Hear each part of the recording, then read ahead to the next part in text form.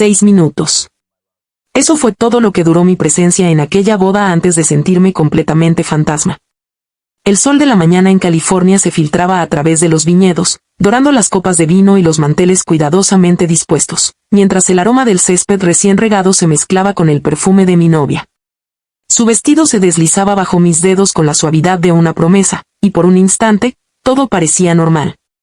Ella se apoyó en mi pecho, despreocupada, confiada, y sonrió mientras sus ojos se encontraban con los míos en el espejo del vestidor. Parecíamos la postal perfecta de una pareja feliz. Condujimos hacia Fiñedo, un pequeño viñedo californiano que parecía arrancado de una película romántica. Ella tarareaba canciones de la radio, desafinando, mientras yo reía ante su entusiasmo infantil. Nada de lo que sucedía en ese instante sugería lo que vendría después, pero mi mente no podía escapar de la sensación de alerta, arrastrando toda una semana de silencios y palabras no dichas. Ese martes había vuelto temprano del trabajo, llevando un ramo de tulipanes amarillos escondido detrás de la espalda. Planeaba sorprenderla, alegrarle la tarde con un gesto simple y sincero. Pero al escuchar su voz flotando desde la cocina, todo se desmoronó. Hablaba por teléfono con Andrea, su mejor amiga, y las palabras que salieron de su boca fueron cuchillos en mi pecho: más conveniente, más estable, más predecible. No es que esté loca por él, pero es confiable, ¿entiendes? El mundo se detuvo. Me quedé paralizado sosteniendo el ramo, cada sílaba una pequeña muerte. Deposité las flores sobre la mesita del recibidor sin hacer ruido, retrocedí hacia la puerta y salí del apartamento, fingiendo volver 20 minutos después, con las manos vacías. Ahora estábamos en la boda de su prima Vanessa. El viñedo brillaba bajo la luz cálida del atardecer, con invitados que deambulaban entre mesas decoradas con cintas doradas y centros de flores. Todo parecía elegante y costoso, como un escaparate de perfección. Frente a la mesa de registro, una mujer con una tablet y una sonrisa profesional nos interceptó. ¿Y quién es él?, preguntó, mirando mi brazo apoyado sobre el de ella. Mi novia ni siquiera me miró antes de responder con esa sonrisa cortés que reservaba para extraños. Oh, él es solo un amigo. El mundo entero se desplomó a mi alrededor. 3 años juntos, un apartamento compartido, planes de futuro, y ante desconocidos, yo era solo un amigo. Solté su mano con calma, mi voz emergió serena, casi amable. En realidad, soy solo su ex. Me di la vuelta y caminé hacia la salida. 6 minutos después de nuestra llegada, ya era invisible.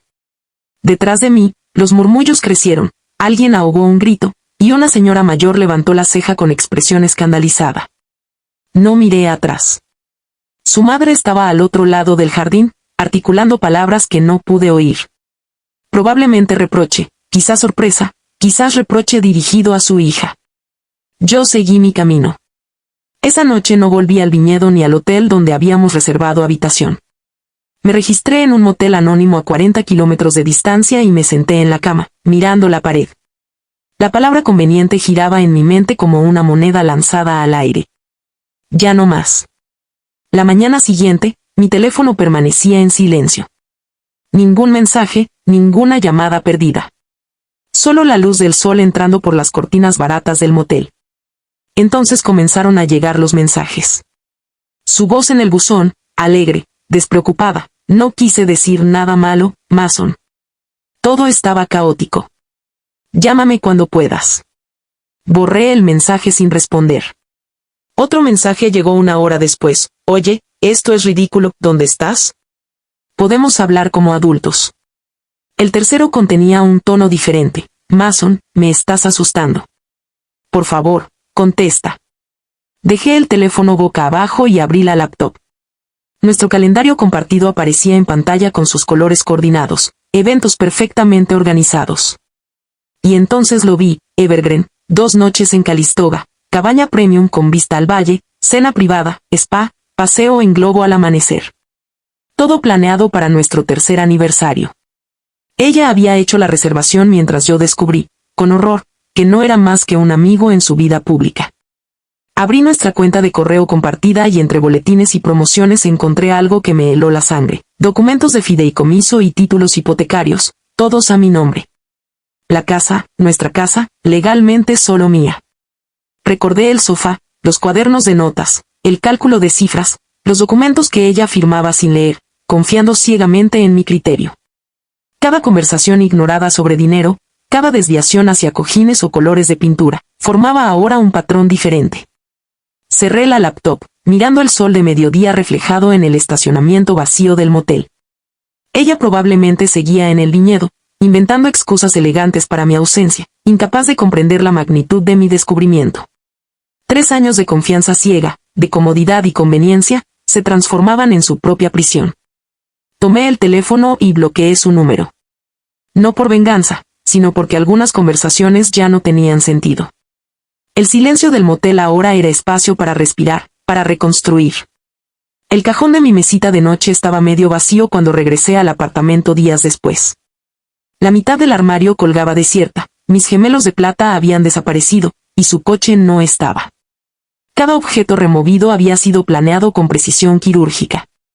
Mi presencia había dejado de ser necesaria. El mundo había ajustado cuentas por sí solo, y yo, finalmente, estaba libre de ser solo su opción segura. Los días posteriores fueron extrañamente silenciosos.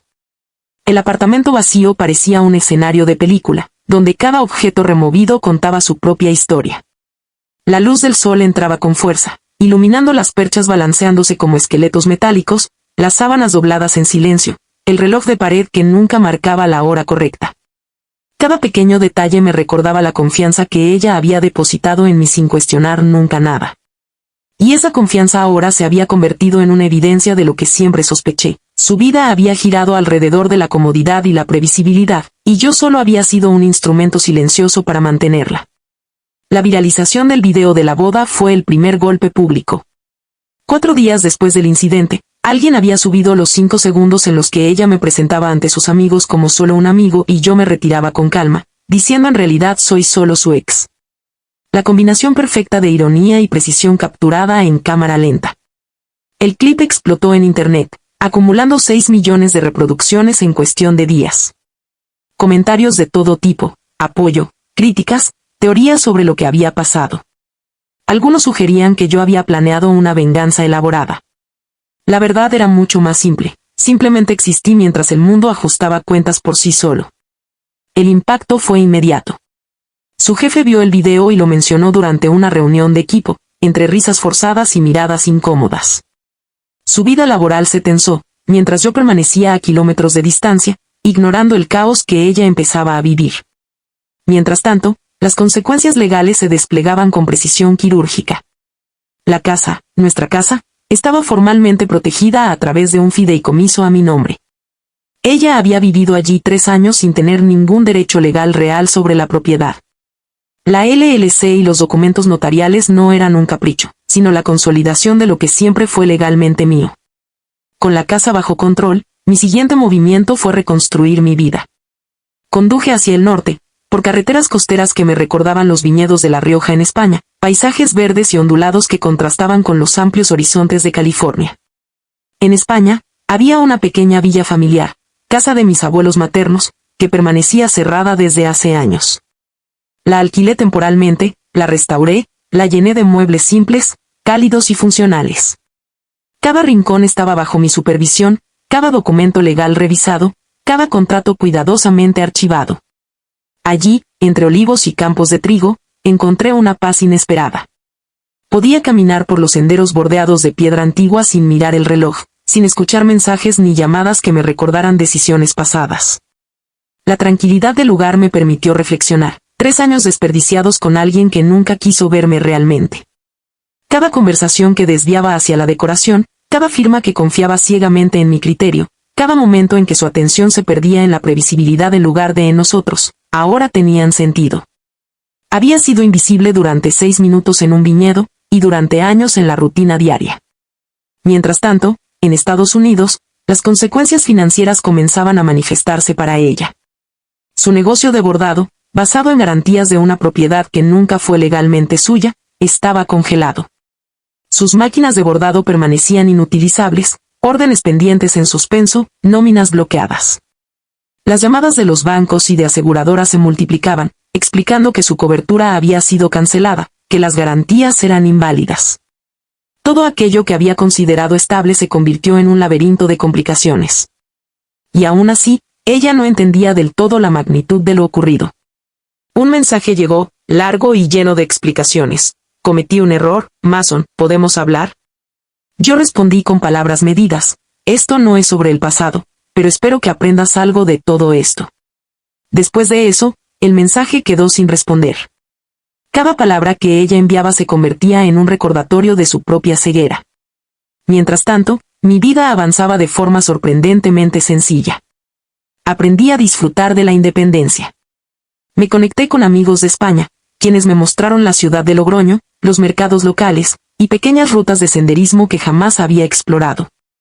Cada semana que pasaba me sentía más dueño de mi tiempo, más dueño de mis decisiones, sin la carga de alguien que me consideraba conveniente pero nunca esencial. El recuerdo del video seguía latente, y con cada notificación de reproducciones que llegaba, reforzaba algo que había aprendido a la fuerza. La invisibilidad que ella me otorgó durante 6 minutos del viñedo ahora se invertía en ella, pero de manera silenciosa. Nadie necesitaba explicar ni exigir, el mundo se encargaba de equilibrar las cuentas. La ironía de la vida me hacía sonreír mientras caminaba por los viñedos de La Rioja, recordando que incluso los errores más pequeños pueden tener repercusiones monumentales. Un día, mientras revisaba correspondencia, encontré un correo inesperado. Un productor de televisión en Los Ángeles quería nuestra historia exclusiva, buscando entrevistas sobre el viral del viñedo. Le respondí con un escueto no. No necesitaba publicidad, ni dramatismo, ni validación. Mi satisfacción era silenciosa, privada y completa. Había reconstruido mi vida lejos del ruido, lejos de la manipulación, y finalmente, lejos de quien me había hecho invisible. Incluso la Navidad y el cumpleaños de su sobrina transcurrieron sin ella. La invisibilidad que me otorgó aquel día en California se convirtió en un reflejo de su propia ausencia, y la vida continuó con una ironía tranquila. El mundo no necesitó de mi intervención para enseñarle la lección. La comodidad y la conveniencia nunca reemplazan la presencia genuina y la atención consciente. Finalmente, la viralización del clip, las consecuencias legales, el bloqueo de su cobertura y los documentos firmados correctamente a mi nombre funcionaron como un recordatorio constante. La vida tiene maneras curiosas de equilibrar las cosas, silenciosas y definitivas. 6 minutos bastaron para cambiarlo todo. Y en España, con los campos de La Rioja extendiéndose ante mis ojos, entendí que la reconstrucción no era solo de bienes o documentos, sino de dignidad, de presencia real y de un futuro que solo podía construir yo mismo. El invierno llegó a La Rioja con un frío cortante, pero el aire limpio traía consigo una sensación de renovación que no había sentido en años. Mason recorría los caminos de piedra que bordeaban los viñedos, respirando profundo mientras el sol bajo de la tarde iluminaba las hojas doradas de los olivos. España le ofrecía algo que California no podía: espacio para pensar, para crecer, para ser dueño absoluto de su tiempo y de sus decisiones. Aquí, cada paso que daba era suyo, no moldeado por la comodidad o las expectativas de otra persona. El apartamento de Estados Unidos permanecía bajo su control legal. Cada documento, cada contrato, cada detalle había sido cuidadosamente revisado y protegido. No había rastro de la vida compartida que había tenido. La casa, con sus techos altos y ventanales amplios, estaba en su nombre, y con ella, Mason había asegurado su independencia financiera. La sensación de poder y seguridad era reconfortante, pero no era solo eso, era la justicia silenciosa que acompañaba a quienes habían sido tomados por supuestos convenientes y predecibles durante años. Mientras Mason disfrutaba del aire fresco en España, su ex se enfrentaba a las consecuencias de su despreocupación. Su negocio de bordado artesanal, basado en garantías inexistentes, estaba paralizado. Las órdenes pendientes se acumulaban, las máquinas permanecían sin uso, y los empleados esperaban instrucciones que nunca llegaban. Cada intento de salvar la situación encontraba un obstáculo legal: los documentos nunca habían estado a su nombre. Lo que ella había considerado su seguridad, su comodidad, resultó ser un espejismo. A pesar de esto, Mason no sentía satisfacción maliciosa. No se trataba de venganza, sino de equilibrio. Durante 3 años había entregado su confianza y su tiempo, solo para descubrir que había sido invisible en la narrativa de su propia vida. Ahora, observando los viñedos bajo la luz dorada, entendía que la verdadera victoria no era la legalidad ni el control de bienes, sino la recuperación de su propia identidad. Su teléfono sonó una tarde con un número desconocido. Un productor de televisión en Los Ángeles buscaba una entrevista sobre el video viral. Mason sonrió ante la ironía de la situación y colgó sin responder. No necesitaba exposición ni validación externa, su paz era privada y total. En España, Mason estaba construyendo una vida que no dependía de la aprobación de nadie, donde sus decisiones tenían peso y sentido propio. Con el tiempo, Mason comenzó a conectarse con la comunidad local. Visitaba mercados en Logroño, compartía cafés con nuevos amigos y exploraba caminos rurales que ofrecían silencio y reflexión. Incluso encontró un pequeño taller donde podía dedicarse a su pasión por la carpintería y el diseño de interiores, creando espacios que reflejaban su visión personal. Cada mueble, cada objeto elegido, era un testimonio de su independencia. Mientras tanto, en California, Sweeck seguía enfrentando la realidad de sus actos. La viralización del video se convirtió en un recordatorio constante de su error. El mundo había visto como la presentación de Mason como solo un amigo había borrado años de relación. Sus intentos de reconstruir su negocio chocaban con la evidencia legal. Sus familiares y amigos comenzaron a notar su ausencia, y la invisibilidad que ella misma había otorgado a Mason se reflejaba ahora en su propia vida, las reuniones, las llamadas, las fotos familiares. Todo sucedía sin ella. Mason, por su parte, había aprendido una lección más profunda que cualquier documento o propiedad. La vida no se construye sobre la comodidad de ser conveniente para alguien, sino sobre la autenticidad de ser reconocido y valorado. Cada decisión que tomaba ahora tenía intención y propósito. Ya no existía la necesidad de depender de la aprobación de otros, su libertad era completa.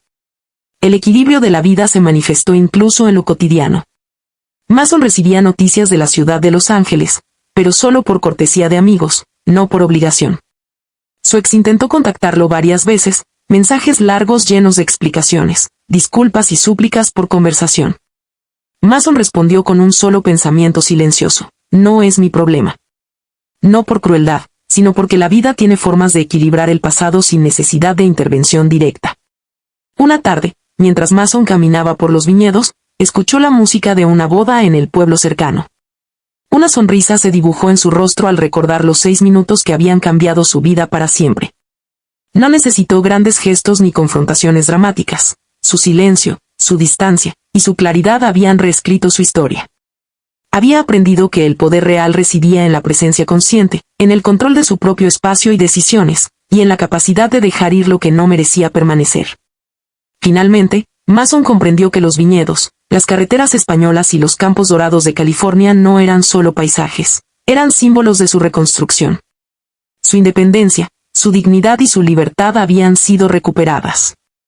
Mientras caminaba bajo el sol poniente, supo que ninguna relación futura lo encontraría dispuesto a ser la opción segura de nadie. Esta vez, sus cimientos eran sólidos, visibles y enteramente suyos. 6 minutos habían sido suficientes para mostrarle lo que nunca debía tolerar. 3 años de comodidad, conveniencia y predecibilidad se habían disuelto en un instante, dejando espacio para algo más grande: autenticidad, autonomía y una vida plenamente vivida, tanto en California como en España. Mason había dejado de ser invisible para el mundo, y lo más importante, para sí mismo.